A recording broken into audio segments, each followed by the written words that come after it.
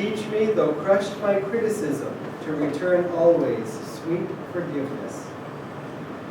Teach me to behave like the orange, which, though crushed and bitten, never fails to impart its sweetness. Battered by unkindness, gnawed at by carping criticism, or hewn with harsh words and cruel behavior, teach me yet to pour out unceasingly the sweetness of love. Teach me to be like soap flakes, which, when rubbed and beaten, give out only cleansing foam. Tried and tested by ingratitude, teach me nevertheless to offer, in return, the snow-white foam of wisdom.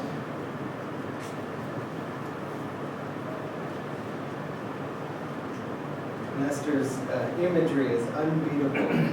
There's another one about some tree with flower blossoms that, hacked at with axes only drops flowers on its attacker and so on. So he's quite these vivid images. Why? Because he expects that after satsang here you'll be walking and someone will start working along at your leg with an axe.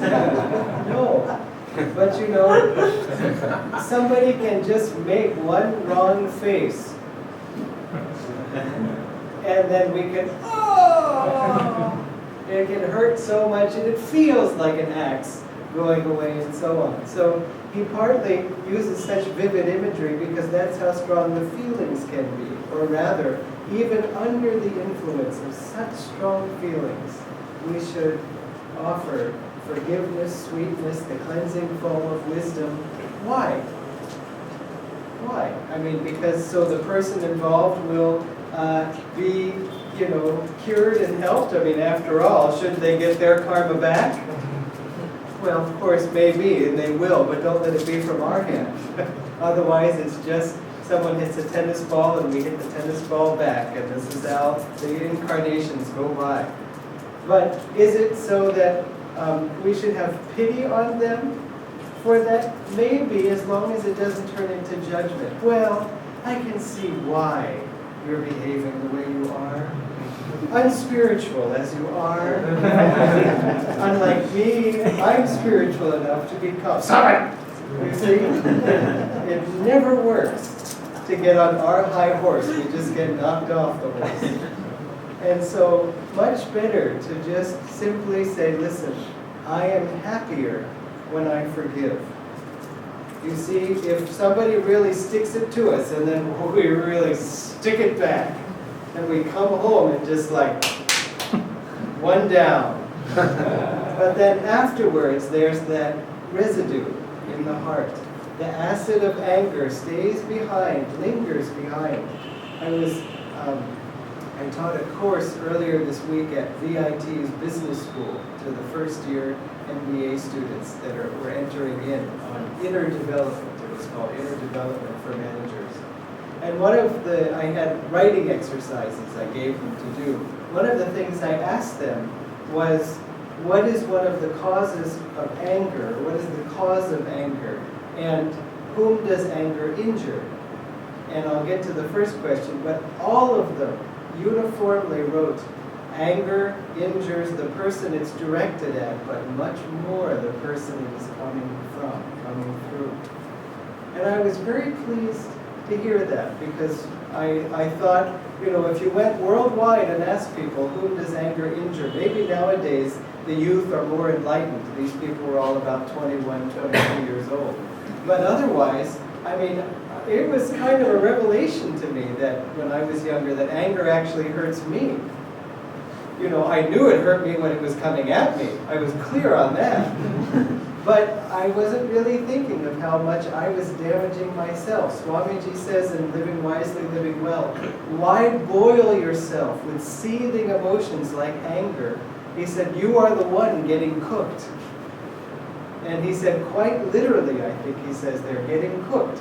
Obviously, when we get frustrated, the heat in the body goes up, and it cooks the organs, it cooks everything. And so, of course, no one starts out the day saying, let's see, what shall I do? I think I'll wear that particular outfit. I'd like to get angry today. It isn't something we choose, it isn't something we seek out, it's just something that happens. And if we're not careful, it'll just fly out before we can even catch it. And so obviously there's lots of ways to control anger and so on. But Swamiji said, and this comes from he wrote this when he created the Nayaswami order and changed the Swami color for this part of the order to blue. He also wrote what he called the marks of a true renunciate. It is sometimes mistitled as the marks of a Nayaswami. But it's not the case. It's the marks of a true renunciate. You could be a true renunciate and never have taken any vow of renunciation, never even heard of the Nayaswami order, never be inclined even to think of formal renunciation. And in fact, inner renunciation is the only renunciation that matters. There's no point in putting on a beautiful costume and walk around saying, "See my new renunciate outfit?" See, it doesn't work that way. And so it's inside that the renunciation must take place.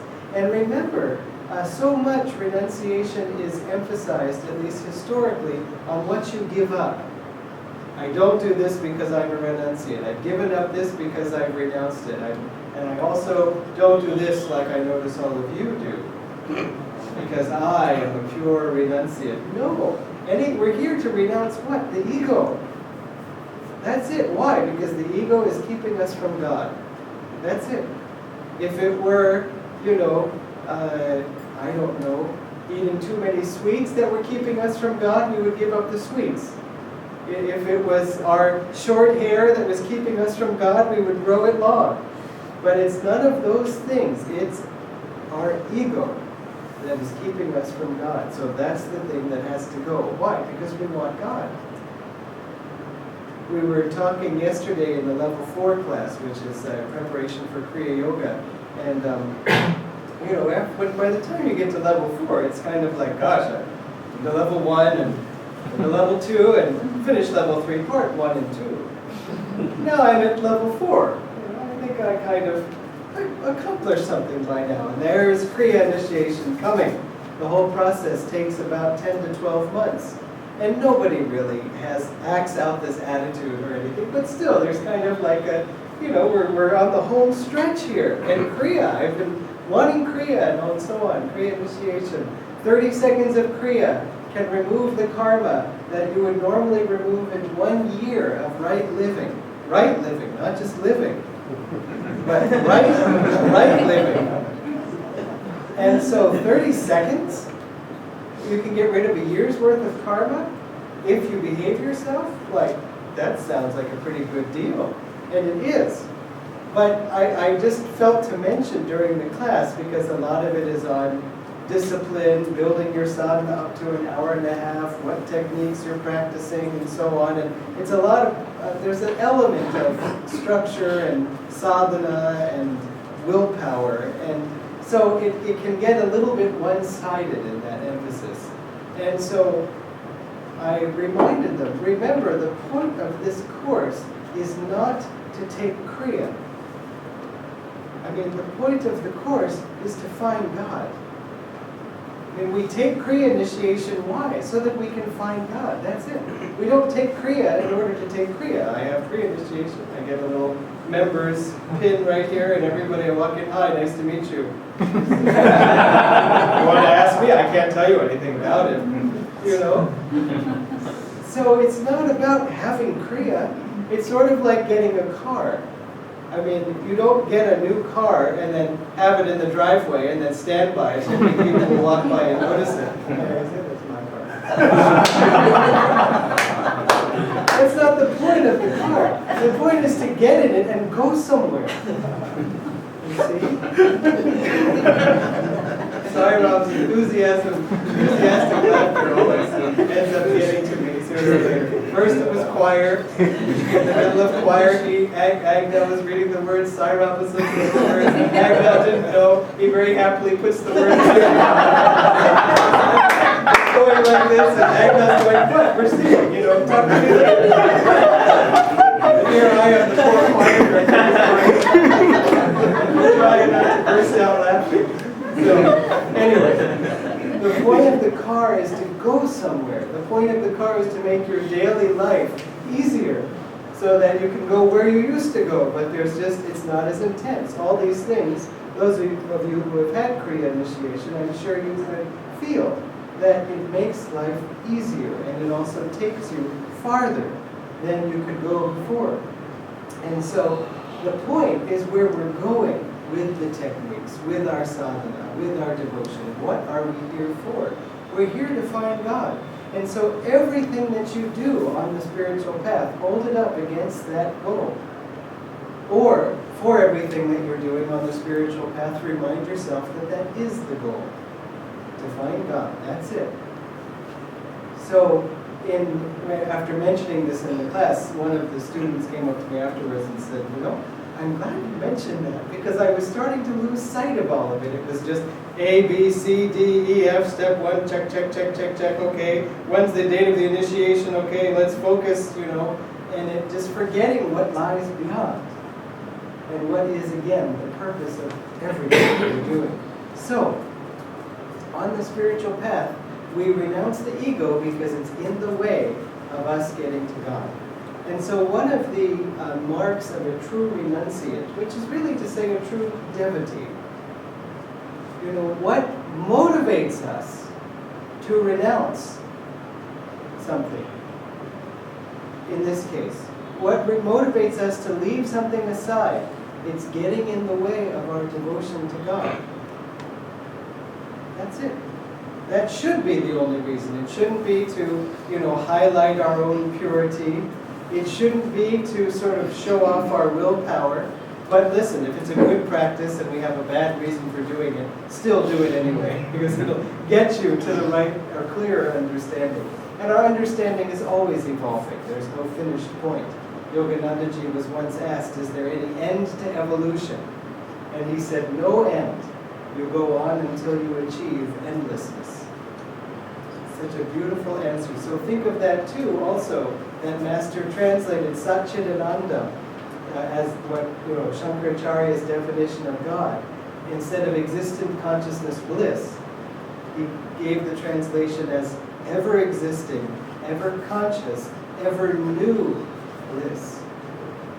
And that word new, of course, is not implied in the Sanskrit, but it is implied by God. That every day is new. Swamiji said it's not as if you wake up and say, oh, bliss again. It's not like that at all. But it's ever new. But we can practice that attitude even now. Master said, do one new thing every day. One new thing. I mean, it could be as simple as walking, around, you take a walk every day. Try a different route. Or even something as silly as going to the office, meaning not silly, but as routine. Take a different journey if you can't think of anything else new to do. Have a new juice or something. Why? Because on a superficial level, one advantage is it keeps us out of psychological ruts. It keeps us from just the grooves of unthinking habit.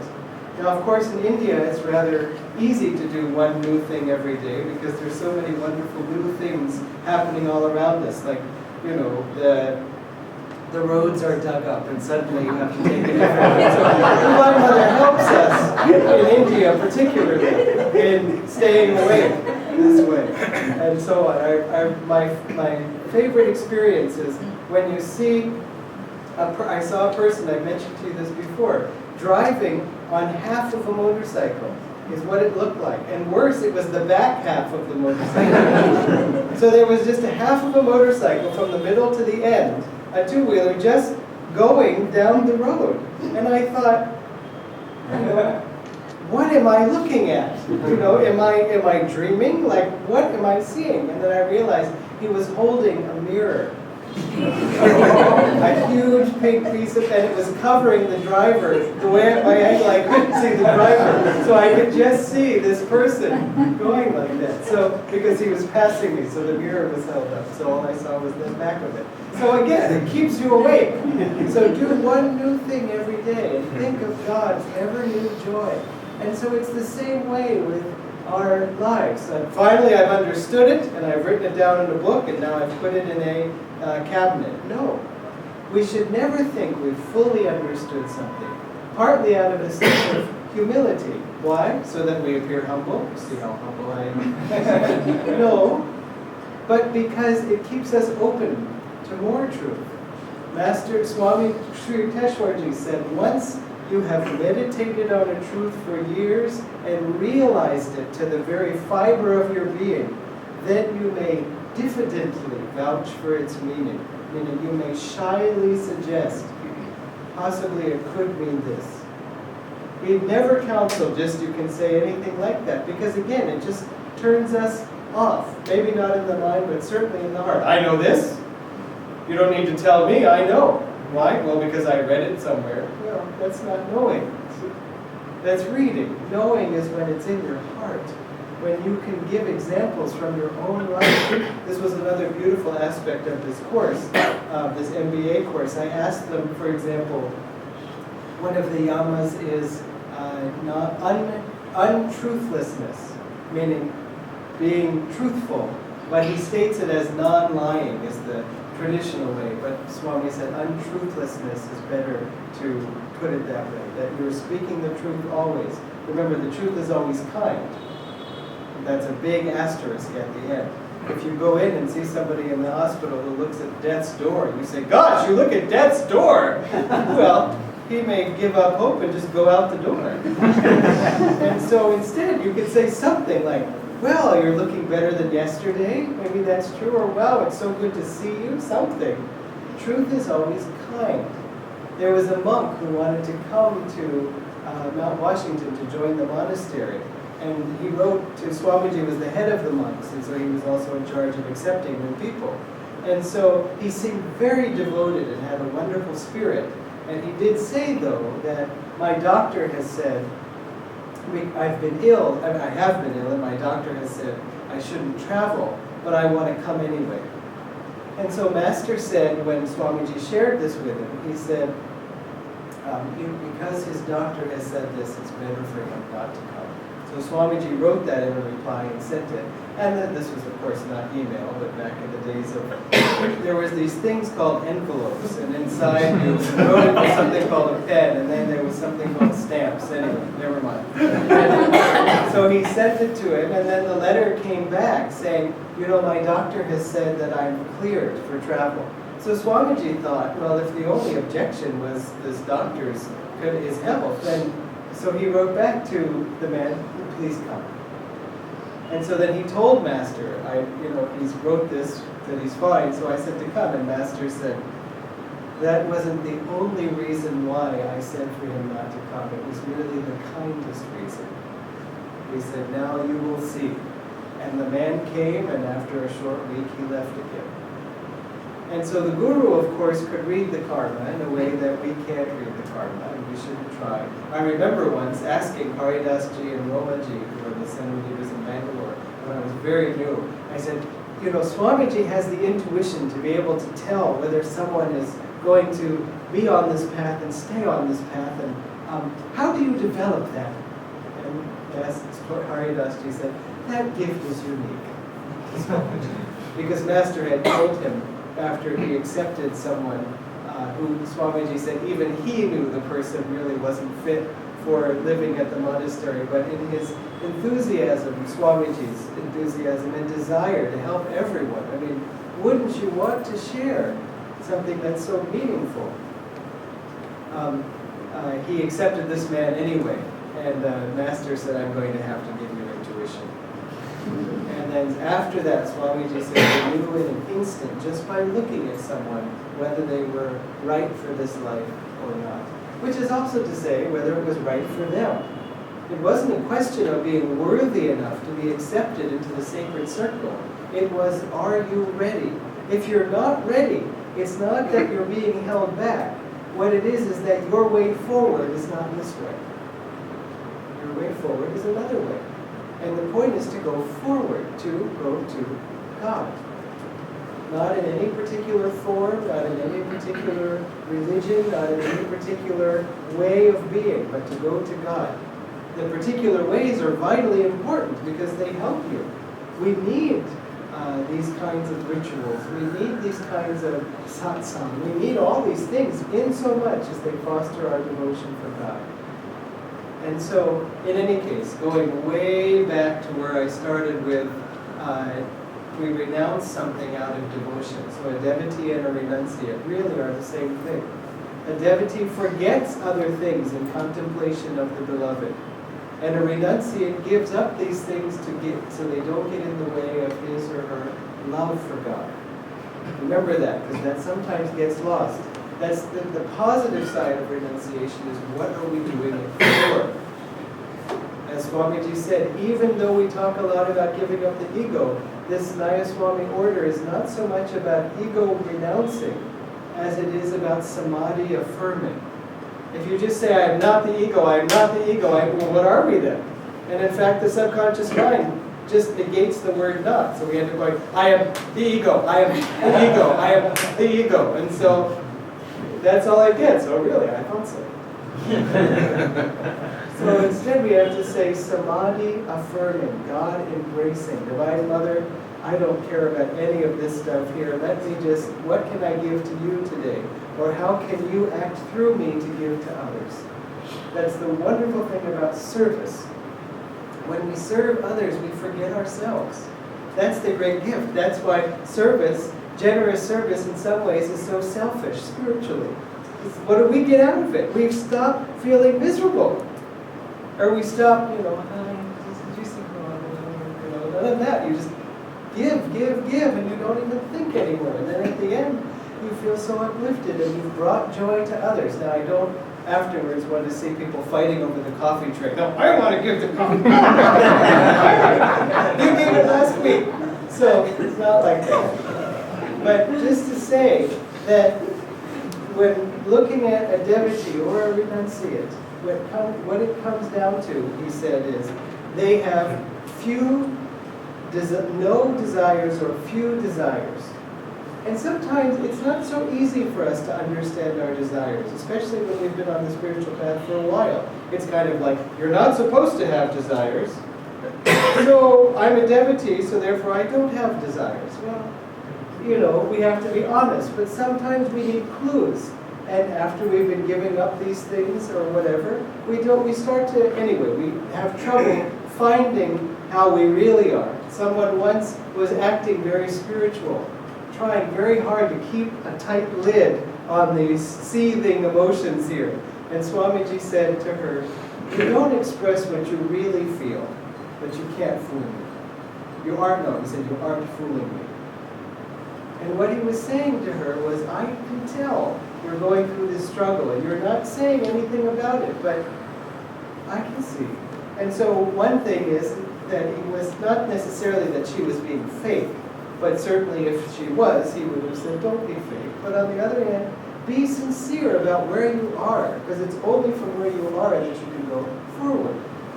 If we don't know where we are, you don't have a step 0 to then take step 1. So, in any case, they have no or few desires, Swamiji writes about a true renunciate, which is to say a true devotee. And I should add, a true disciple. On the other hand, the next thing he says is, they are without anger. And then he writes in parentheses, and these are big parentheses, anger appears in the heart when our desires are thwarted. Thwarted, of course, meaning blocked. And so that is the whole secret to dealing with anger. If you are upset about something, when we get upset about something, it is entirely because our desires were thwarted. Putting it more sort of bluntly, we didn't get what we wanted.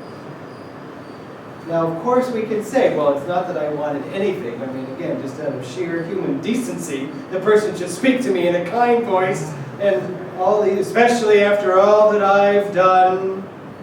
This is how we just drive ourselves crazy with these thoughts. But if we say, well, even me wanting that person to speak kindly is a desire. You have to admit it's a desire, and you can imagine a saint in that position, just like Master. He was sitting there with, we heard him in the recording, with somebody, the movie actor, staring at him very disgustedly, as he said. And Master said, I know to become angry with him would have been childish. Why should he stare at me that way? He didn't have a desire one way or the other. And he said, I know also to let him go on being angry was also foolish, he said. Meaning, he tried to find a way to help the person out of his own little stew of anger. That's the other side of it, when you can get to that level. See if you can help cure someone of their anger, not by saying, you know, I see that you're angry. Do you know how damaging anger is as an emotion? I'd like to explain it to you. You know, that's not the way to help a person, okay? So Master said, I thought of healing him. And you see, he just says it. We just go, ha ha. But think, already he's telling you, anger is something from which we need to heal. So when you feel angry, ask yourself, how can I be healed? If someone else is angry, think of it in terms of them needing healing. Healing prayers even. You see, as opposed to someone like cured, which is sort of similar, but you know, just stop being angry. That's not the answer. And so, then he said, pardon me, why do you make such a face? And of course it's my business, because every time I look ahead I have to see your face. I mean, just marvelous. He totally disarmed the person, and in spite of himself, he had to laugh. And it opened him up. And Master, of course, recognized him as a disciple from the past. And he had a little secret notes on everything, so he could always tell more than we could. But still, to have a charitable and generous spirit. So, remember, anger comes from, ask yourself, when angry, what desire did I have that I didn't get? And if you can't find anyone, then just imagine Master in that same situation not being angry. And why wouldn't he be angry? Well, he wouldn't have been offended, or his feelings wouldn't have been hurt, or he would have accepted that, well, if this isn't going to happen, I guess it's from Divine Mother at this moment. Doesn't mean you give up forever on something. It just may be that now wasn't the exact moment that it would come. And so on. I don't say it's easy, but just to say, putting it the other way is if you're not sure if you have any desires left, then just look to see if you ever get angry. And if you ever do, then there's a clue, there's a desire in there somewhere, and that's how you can work on that one. We can only work on ourselves. It's the only chance we have of success in anything is what we can do with our own hearts. Now, we are at we have a discipleship initiation as part of today, and the other thing we're doing today is celebrating the anniversary of Ananda, Chennai. And so it was 2 years ago that Ananda, Chennai started, and even though the actual anniversary day is July 21st, again, because we won't be here next weekend, which is the weekend before, we're doing it this weekend. But in a way it's sweet because the very first satsang in this space took place on the 14th. In other words, we had sort of a pre-dedication satsang here. And it almost wasn't here, but there was so much still to be done, and we were working around the clock and, you know, helping the workers, at least, you know, like this, with a bunch of hand waving, you know, fast. That finally, it was practically like the last worker went out and the first satsang person came in, practically. But we had our first satsang here before even we had the altar. And so in a way, it's not the beginning of the center, but it was sort of a soft opening of the center, we call it. It's sweet in a way to have these two things go together, discipleship and the anniversary of the center. It's only been 2 years, and when you say 2 years, it doesn't sound like much, but a lot has come in the last 2 years. And if you've been here the whole 2 years, you've had a front row seat, and if you just are coming now, still, 2 years is barely the beginning. So this is a celebration of the expansion of Master's work from the moment that he met Swamiji. And Swamiji took discipleship from him. and with him, I should say, in the sense that he kept Master with him all the way through the remaining 64 years of his life. And so 64 years is a lifetime, and it was a lifetime with Master. Someone asked Swamiji at one point something about, I don't remember what, do you miss your guru or something like that? And Swamiji said, oh, he's always with me. But it's important to remember Master's advice when someone asked him, Swami asked him, will you be as close to me as you are now after you left the body? And Master said, to those who think me near, I will be near. And that's quite a statement, because, I mean, just imagine if someone can think you near, but it doesn't do anything. You're still wherever you are. And Master isn't saying, well, if you think of me, yeah, then I guess I'll come. He wants to come. He's desperate to come. But unless we open the door to him, he can't come. And he also won't impose. So that is to say, don't think of him, if you think of him enough, if you become worthy enough, no, that's not it. If you just call him, he'll pick up the phone. If you don't call him, sometimes he will call you, actually. So it does happen sometimes, but more often it happens easier if you call him, because you know, no, let me put it this way, this is the image. He's calling you all the time, but very often we're not picking up the phone. And so either pick up when he calls or just call him. And so keep this in mind, especially as we go forward, because this discipleship between Swami and Master is what launched this whole aspect of Master's work, and then of course what has flowed into Ananda Chennai and this branch of Master's family here.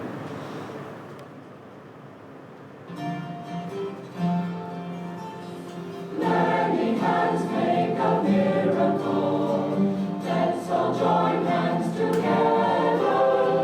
Life on earth is so wonderful, when people laugh and dance and struggle as friends. Let all their dreams achieve their ends. Many hands make a miracle.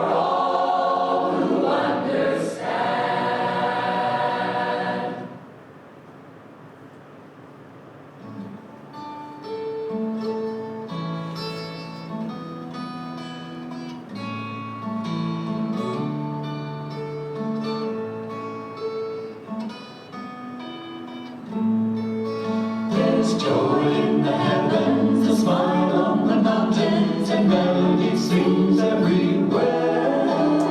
The flowers are all laughing to welcome the morning. Your soul is as free as the air. The flowers are all laughing to welcome the morning. Your soul is as free as the air. Leave home in the sunshine, dance through a meadow, or sit by a stream and just be. The lilt of the water will gather your worries and carry them down to the sea. The lilt of the water will gather your worries and carry them down to the sea. Men hunger for freedom that don't see their dungeon is only the thought that they're bound.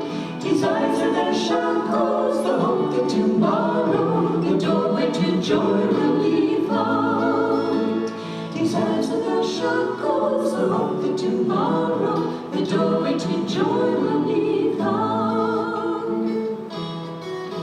There's joy all around us, why wait till tomorrow? We've only this moment to live. A heaven within us is ours for the finding, a freedom no riches can give. A heaven within us is ours for the finding, a freedom no riches can give.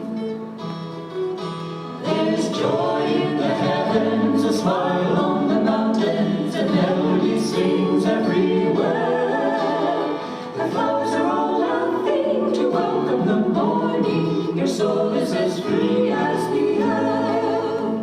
The flowers are all laughing to welcome the morning. Your soul is as free as the air.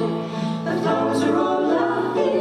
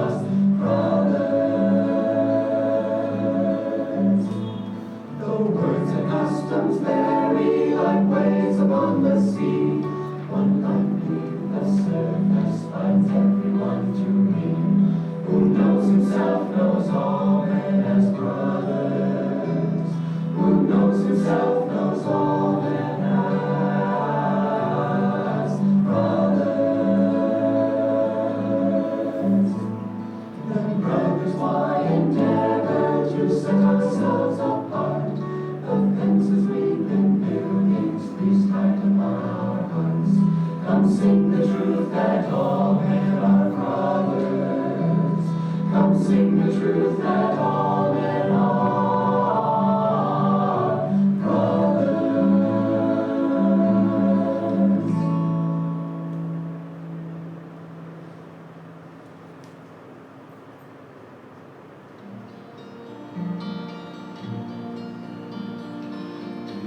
Is there anywhere on earth perfect freedom, sorrow's birth, selfless friendship, blameless birth, cherished years, naught else has worth?